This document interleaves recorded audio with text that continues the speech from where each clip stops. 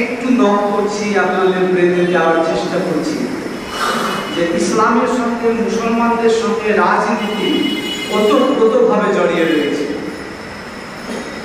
এই বিষয়টা আমরা কতটুকু অবগত?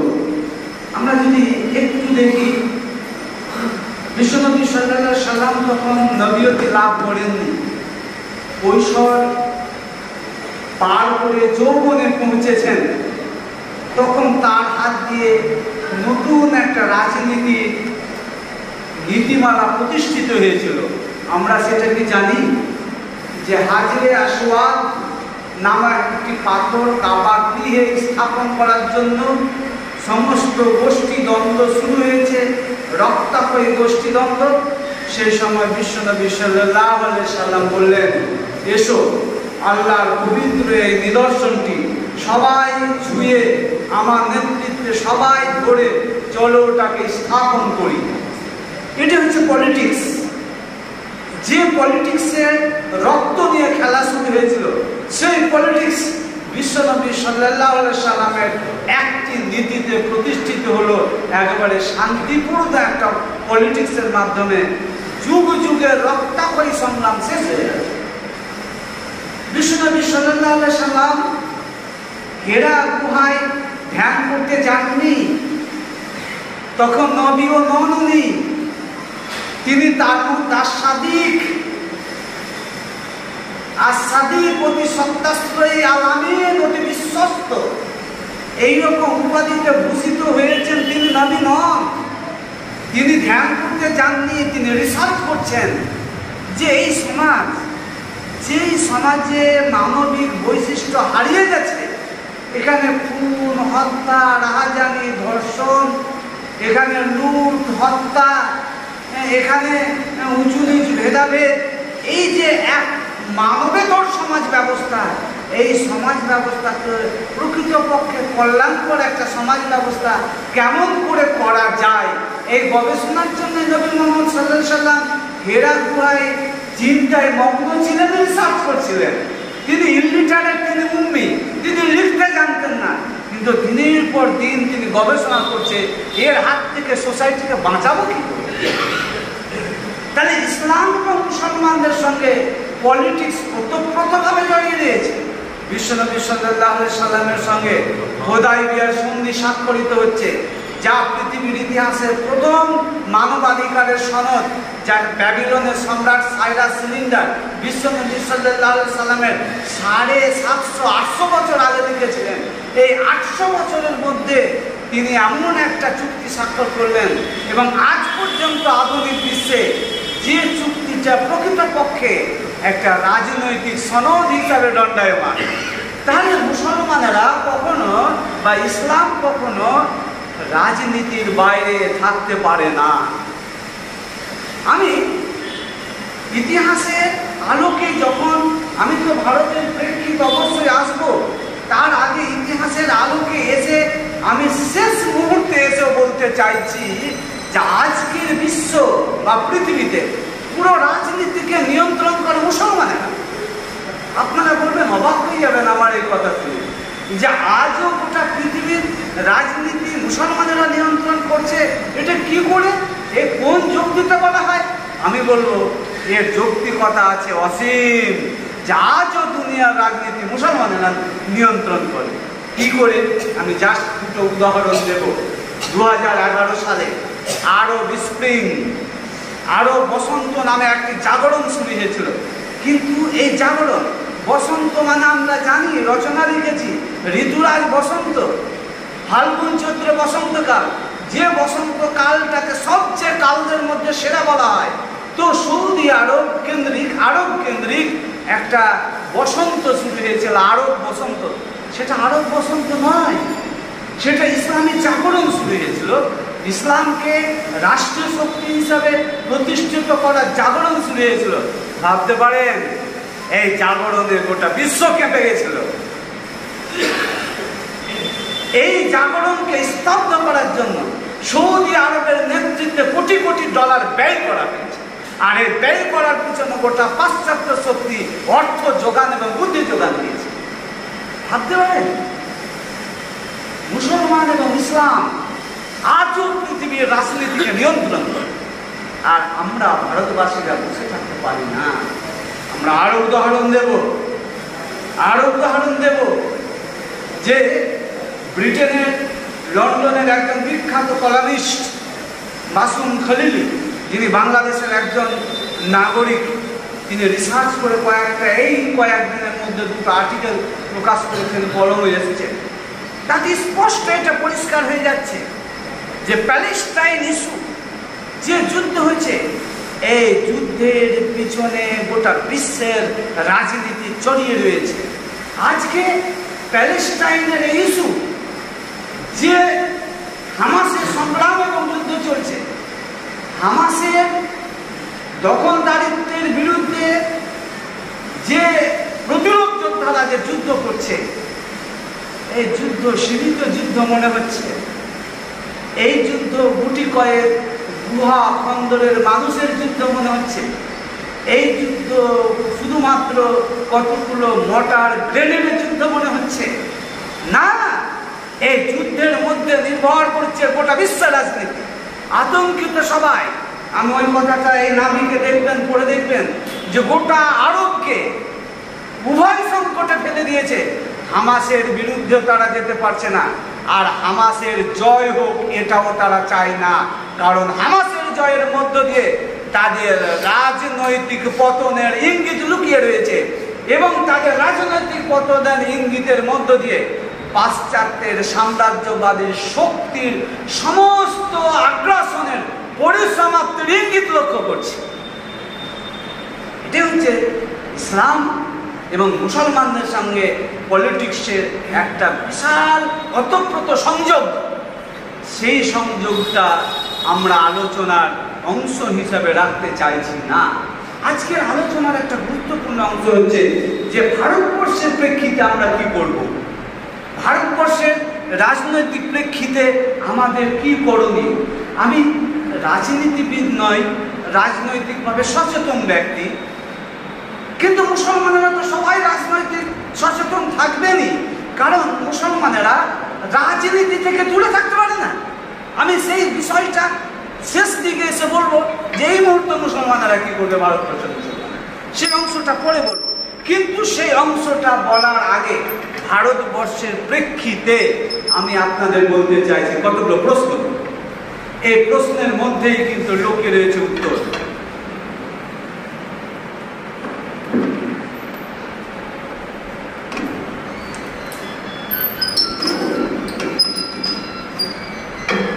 ভারত স্বাধীন হয়েছে 1947 সালের 15ই আগস্ট স্বাধীন হয়েছে। স্বাধীন হওয়ার পর আমরা রাজনৈতিক অঙ্গনে 3টি কোশ্চিন আমাদের সামনে অ্যারাইজ হয়েছে, উত্থাপিত হয়েছে। সেই 3টি কোশ্চিন কি? সেই 3টি কোশ্চিন হচ্ছে এই যে এই এতদিন পর্যন্ত বিজেপি আসার আগে পর্যন্ত ভারতবর্ষের রাজনৈতিক অঙ্গনে কি হয়েছে এবং কেন হয়েছে। এ প্রশ্ন যদি আপনাদের সামনে ছুড়ে দিই, এই প্রশ্নটার উত্তর একটা ব্যাখ্যা হবে, এই প্রশ্নটার একটা অ্যানালিসিস হবে যে ভারতবর্ষে বিজেপি আসার আগে, ভারত স্বাধীন হওয়ার পর ভারতবর্ষের রাজনৈতিক অঙ্গনে কি হয়েছে এবং কেন হয়েছে। যদি হয় তার উত্তর হবে এই যে ভারতবর্ষের রাজনৈতিক অঙ্গনে বিজেপি আসার আগে ভারতবর্ষের মুসলমানেরা তাদের সমস্ত নিরাপত্তার অধিকার দিয়ে দিয়েছিল কংগ্রেসের হাতে, সমস্ত দায় দায়িত্ব দিয়েছিল কংগ্রেসের হাতে। বরঞ্চ এরা ভারতবর্ষের জনতাকে রাজনৈতিকভাবে সচেতন করার জন্য আসেনি। ভারতবর্ষের মুসলমানেরা ভারতবাসীকে রাজনৈতিকভাবে সচেতন করার জন্য আহ্বান জানায় যে ইসলাম এমন একটা রাজনৈতিক নীতিমালা দেয়, যে রাজনৈতিক নীতিমালা যে চপ্পলওয়ালা নেতা সারা জীবন ধরেই চপ্পল পাড়িয়ে তার নেতৃত্বের কর্তব্য পালন করবে। চপ্পলওয়ালা নেতা প্যান্ট স্যুট বুট পরা নেতা হবে না, সাইকেল চলা নেতা স্করপিও চালা নেতা হবে না। বরঞ্চ আমাদের সামনে এমন একটা আদর্শ রয়েছে, এমন একটা গ্রন্থ রয়েছে যে গ্রন্থ ভারতবর্ষের জনতাকে দিতে পারে সুন্দর একটি রাজনৈতিক প্রতিচ্ছবি, সুন্দর একটা রাজনৈতিক পরিমণ্ডল। যে রাজনৈতিক পরিমণ্ডল কণ্ঠ সবার মাঝে সেরা একটি দেশে পরিণত হতে পারে, সেই নীতিমালা আমাদের কাছে আছে। এটা তো আমরা করিনি, বরঞ্চ বারবার এই কথাটা বলেছি, অনেক জায়গায় বলেছি। একটা প্রোগ্রামে তো প্রায় ৬-৭ জন অধ্যাপক ছিল, সেখানে আমি এই কথাটা বলেছি যে মাওলানা আবুল কালাম আজাদ ভারতবর্ষের দিল্লির জামে মসজিদে দাঁড়িয়ে খুতবা দিতে বাধ্য হয়েছেন, হে ভারতবর্ষের মুসলমানের, তোমরা ভারতবর্ষ থেকে ছেড়ে পাকিস্তানমুখী হবে না, কারণ ভারতবর্ষের নিরাপত্তা, মুসলমানদের নিরাপত্তার গ্যারেন্টি কংগ্রেস নিয়েছে। সেদিন ভারতবর্ষের মুসলমানদের গুটি কয়েক আলেম এটা বলেছিল যে কংগ্রেস ভারতবর্ষের মুসলমানদের গ্যারেন্টি নিয়েছে, এই আহ্বান সঠিক নয়, বরঞ্চ ভারতবর্ষের মুসলমানদেরকে ভারতবর্ষের গ্যারেন্টি নিতে হবে, এটাই সত্য। ভারতবর্ষ বাঁচানোর গ্যারেন্টি ভারতবর্ষের মুসলমানদের। তাহলে আমার প্রশ্নের, বিজেপি আসার আগে পর্যন্ত আমার প্রশ্নের প্রথম অংশ ছিল যে এতদিন রাজনৈতিক পরিমণ্ডলে কি হয়েছে, কেন হয়েছে? কারণ আমরা সঁপে দিয়েছিলাম আমার দায়িত্ব অন্যের হাতে, আর আমরা আমাদের দায়িত্ব সম্পর্কে বেখবর ছিলাম। পরিবর্তনের সময় এসেছে, আজকে ভাবতে হবে। যদিও ভোটের কৌশল অন্যরকম আলোচনা করব আমরা। সেকেন্ড, যদি আজকে প্রশ্ন হয় যে এখন কি হচ্ছে এবং কেন হচ্ছে, এখন যদি প্রশ্ন হয় যে বিজেপি আসার পর যদিও ভারতবর্ষের রাজনৈতিক পরিমণ্ডলটাকে, রাজনৈতিক পট পরিবর্তনটাকে রাজনৈতিক বিশ্লেষকেরা 3টি পর্যায়ে বিভক্ত করেছে, আমি ওই 3টি পর্যায়ে আলোচনা করতে চাইছি না, অত সময়ও নেই, আর আমার পক্ষে এত কথা বলার মতন সুযোগও নেই, বলতেও পারবো না। তাহলে আজকে রাজনৈতিক 3টি পট পরিবর্তনটা নিয়ে আলোচনা না করে বিজেপি আসার পর যদি আমরা এই প্রশ্নটা মুসলমানদের সামনে ছেড়ে দিই, বিজেপি আসার পর ভারতবর্ষের রাজনৈতিক পরিমণ্ডলটা এত বিষাক্ত হয়েছে, এই বিষাক্ত পরিমণ্ডলে আমরা কি করেছি এবং এই বিষাক্ত পরিমণ্ডলটা কোন দিকে টার্ন নিচ্ছে, এইভাবে ঘুরে গিয়ে এইভাবে ঘুরছে, এটার যদি উত্তর হয়, এটার যদি আমরা উত্তর খুঁজি, তাহলে এটার উত্তর আজকে এরকমই হবে যে আমরা সঁপে দিয়েছি অন্যের হাতে আমাদের জীবনকে, এবং আমরা এখনো অঘোর ঘুমে ঘুমন্ত অবস্থায় আছি। এটি কি নয়? আজও আমরা ফতুয়া খুঁজি। গতকাল আমার কাছে একটা ফোন এলো উত্তরপ্রদেশ থেকে, উত্তর 24 পরগনা, দক্ষিণ 24 পরগনা থেকে। দক্ষিণ 24 পরগনা থেকে এই নাবিকের সূত্রে পরিচয় প্রকাশনীতে টেবিলে একটা পত্রিকা পড়ে আছে, সেই দেখে ফোন করেছে আমাকে। শেষে অনেক কথা বলতে গিয়ে বলছে, ভাই একটা কথা মনে করবেন না, খারাপ মনে করবেন না, আপনি কোন গোত্রের মানুষ, মানে কোন মাযহাবের মানুষ? আমি হেসে বললাম যে মাযহাবগতভাবে আমি আহলে হাদিস, এই কারণে আমি আহলে হাদিস যে আমি পাটা মিলার বুকে হাত দিয়ে জোরে আমিন বলি, এই জন্য আমি আহলে হাদিস। ইসলাম প্রতিষ্ঠার জন্য আমি আহলে হাদিস নয়। ভাই আমরা তো জ্বালাতনে ভুগছি রে ভাই। আমাদের এইদিকে এই সালাফি একটা গোত্র তৈরি হয়েছে যাদের কাজ শুধু ফতোয়াবাজি করা। 2014 বিজেপি আসার পরও যদি প্রশ্ন হয় ভারতবর্ষের মুসলমানদের সামনে, আজকের এই বিষাক্ত পরিবেশে, এই বিভাজনের পলিটিক্সে, যখন মুসলমানদের জীবন এবং প্রাণ এবং ধর্ম, এদের আকীদা, এদের যখন পার্সোনাল ল, এদের যখন মসজিদ বিপদের সম্মুখীন, উত্তর যদি হয় নেগেটিভ।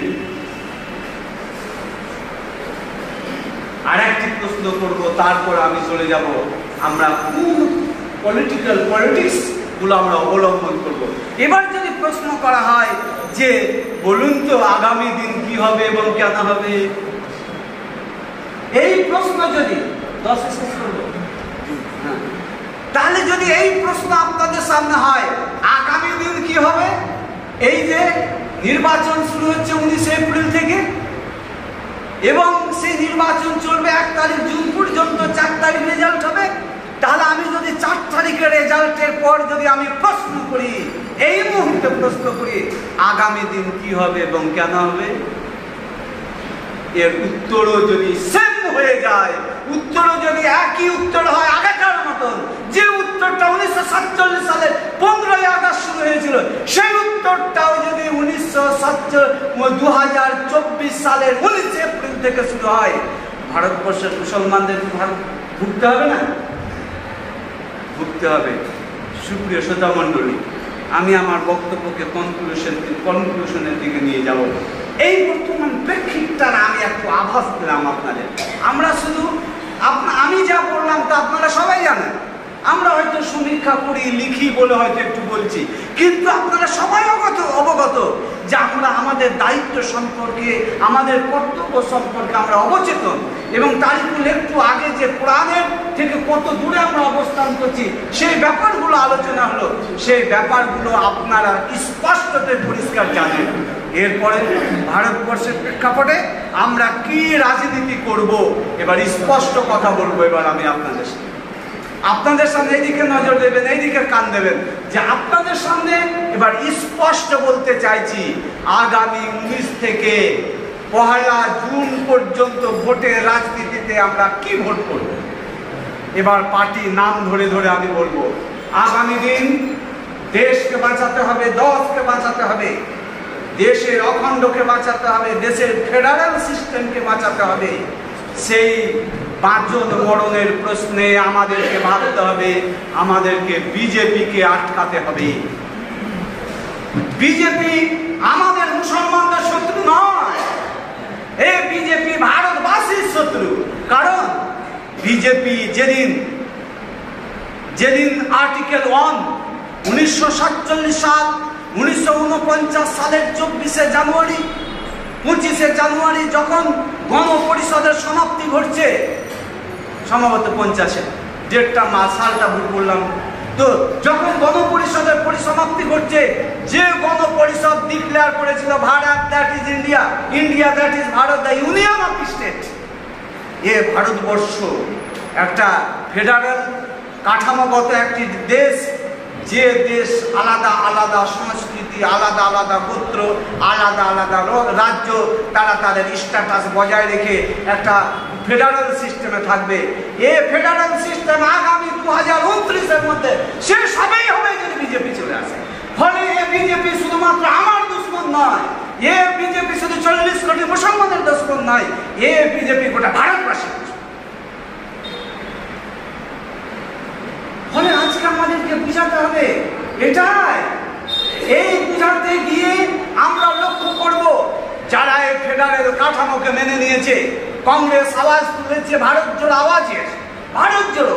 যখন বিজেপি চাইছে ফেডারেল সিস্টেমকে ভেঙে দিয়ে আরো উগ্র জাতীয়তাবাদের জন্ম দেবে, যে উগ্র জাতীয়তাবাদের মধ্য দিয়ে দক্ষিণের দ্রাবিড়া বলবে দ্রাবিড় জনমন্ডলী আমরা, এ বাংলার মানুষ বলবে আমরা বাংলার মানুষ আলাদা, ভারতবর্ষে থাকবো না।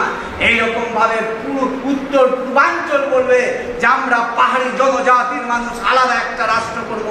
যখন বিজেপি আগামী দিন দেশকে টুকরো টুকরো করার স্বপ্ন নিয়ে ভারতবর্ষকে একটা রঙিন স্বপ্নের দিকে আহ্বান জানাচ্ছে, তখন বিজেপি শুধুমাত্র ভারতবর্ষের 40 কোটি মুসলমানের দুশ্মন নয়, বরঞ্চ ভারতবর্ষের 140 কোটি মুসলমান। কে বললে বিজেপি শুধু মুসলমানদের দুশ্মন? মুসলমানদেরকে রাজনৈতিক শ্রীখণ্ডী বা ইস্যু বানানো হয়েছে শুধুমাত্র। আপনারা জানেন কদিন আগে বর্তমান কেন্দ্রীয় সরকার যে হাই লেভেল কমিটি করেছিল রাজনৈতিক ম্যানিফেস্টোকে সামনে দিয়ে, সেটা পেশ করলো বর্তমান যে চেয়ারম্যান রামনাথ কোবিন্দের চেয়ারম্যানশিপে, সেটা পেশ করলো এই কদিন আগে, 2-3 দিন আগে। প্রিয় বন্ধু, আমরা এই মুহূর্তে বিজেপিকে রুখতে আমার কেন্দ্রে যদি কংগ্রেস শক্তিশালী হয় কংগ্রেসকে ভোট দেব, তৃণমূল যদি শক্তিশালী হয় তৃণমূলকে ভোট দেব।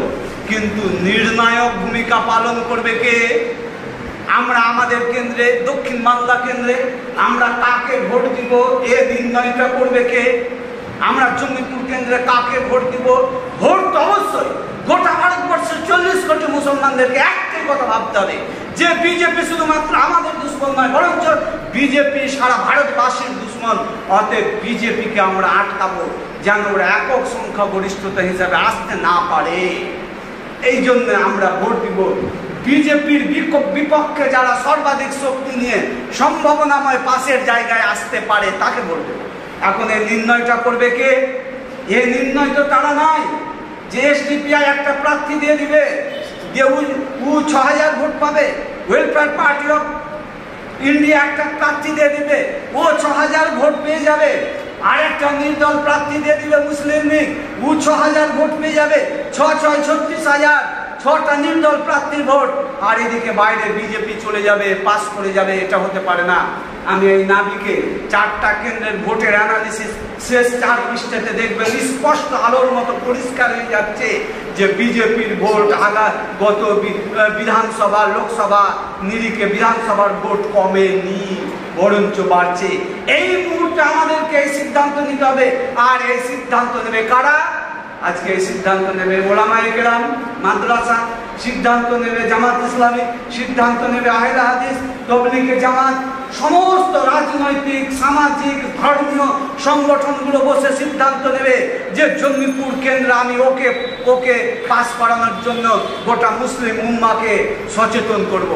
গোটা মুসলিম উম্মার নেতৃবৃন্দ যদি আজকে জঙ্গিপুরের সেই হরিশ্চন্দ্রপুর থেকে দক্ষিণ বাংলার হরিশ্চন্দ্রপুর থেকে শামসারগঞ্জের এই প্রান্ত পর্যন্ত গোটা মিল্লাতে মুহাম্মাদির যদি ওলামায়ে কেরাম, সামাজিক সংগঠন, ধর্মীয় সংগঠনগুলো একই বলে যে একে ভোট দাও, সমস্ত ভোট এর দিকে যাবে। আর একে কেন ভোট দেব? এই কারণেই ভোট দেব যে হারাতে হবে ভারতের দুশ্মনকে। তাহলে বুঝতে পেরেছেন? তাহলে আজকে আমাদেরকে ও ছোট মোটো নয়, ও চুনোপুটি যেগুলো দাঁড়াচ্ছে 2000, 6000, 5000, 10,000 ভোট নেওয়ার জন্য, তাদেরকে যদি আমরা ভোট দিই, স্পষ্টত এটা ভারতবর্ষের আপামর জনসাধারণের দুশ্মনদেরকে সহযোগিতা করা। শেষ হয়ে গেছে আমার শেষ। তো প্রিয় সাথীবৃন্দ, শুধু একটা কথা আমি বলে আমার কথা শেষ করে দেবো। আরো 2-3টা পয়েন্ট ছিল, শুধুমাত্র একটা আহ্বান জানাবো আপনাদের। সেটা হচ্ছে যে আমরা সবাই এখানে যারা এসেছি সবাই কিন্তু একটা রাজনীতি করব, সবাই কিন্তু একটা রাজনীতি করব। সেই রাজনীতিটা কি? জনগণের জন্য রাজনীতি করব। রাজনীতির জন্য মানে জনগণের জন্য রাজনীতি করব। রাজনীতির জন্য কখনো জনগণ নয়। আজকে রাজনীতির জন্য জনগণকে ব্যবহার করা হচ্ছে। লোক ভাড়াতে হবে, পোলাও বিরিয়ানি খাওয়াও, লোক ভাড়াতে হবে, বাস জড়ো করো, বাস ভাড়া দাও। এ রাজনীতি নয়, বরঞ্চ আমরা রাজনীতি করব জনগণের জন্য। প্রত্যেকটা লোক এখানে রাজনীতিবিদ। জনগণের জন্য রাজনীতি করতে হবে। 140 কোটি মানুষের জন্য রাজনীতি করতে হবে। আমার বাড়ির 3টি ভোট, আমার আশেপাশে এইরকম 3টি ভোটের 10টা পরিবার আছে, 30টি ভোট। এইরকম আর 100টি পরিবার আছে, 300টি ভোট। এইরকম আর 100টি পরিবার আছে, 3000টি ভোট। এইরকম আর 1000টি ভোট, 30,000 ভোট। এইরকম করে বাড়তে বাড়তে এই ভোটগুলোকে সেন্ট্রালাইজ করবো একদিকে বিজেপি বিরোধী ভোট হিসাবে। যদি আমরা প্রত্যেকে জনগণের জন্য ভোট করি, ভোট কখনো জনগণের জন্য নয়, জনগণের জন্য আমরা ভোট করব। রাজনীতি কখনো জনগণের জন্য নয়, জনগণ করবে, রাজনীতিকে নিয়ন্ত্রণ করবে। এই জায়গায় যদি আমরা যেতে পারি, ইনশাআল্লাহ আগামী দিন আমরা বিজেপিকে হারাতে পারবো। হতাশা নয়, হতাশার মধ্যে আলো আমাদেরকে খুঁজে নিতে হবে। ইনশাআল্লাহ আমরা যদি সচেতন হই, ভারতবর্ষের 40 কোটি মুসলমান যদি সচেতন হয়ে যায়, এই 40 কোটি মুসলমান আগামী দিনে সুন্দর ভারতের স্বপ্ন দেখাতে পারবে। আল্লাহ যেন সে সুযোগ করে দেন।